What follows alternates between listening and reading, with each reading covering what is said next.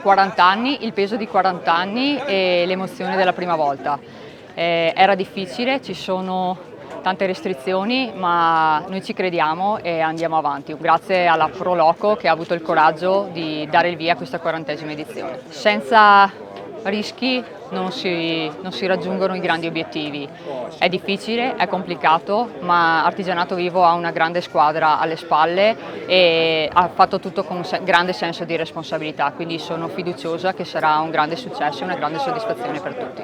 40ª, a dire la verità, era l'anno scorso, però purtroppo non abbiamo potuto organizzarla. Quest'anno siamo partiti più convinti, è una macchina molto complicata che praticamente coinvolge tantissime persone e tante associazioni.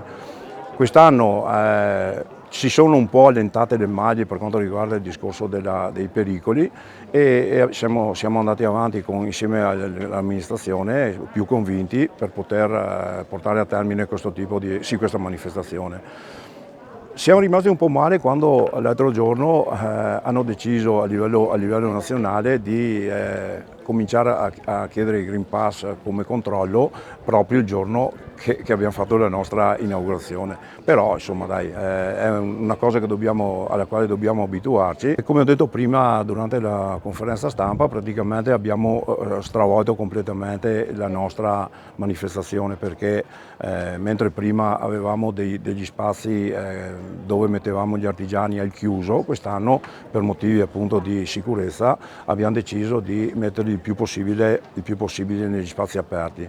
Abbiamo spostato il punto di ristoro che era qui in piazza, l'abbiamo spostato per controllare meglio e per renderlo più sicuro alle case Marian. E come artigiani, anche qua per forza di cose, se gli spazi sono minori è ovvio che abbiamo anche meno artigiani.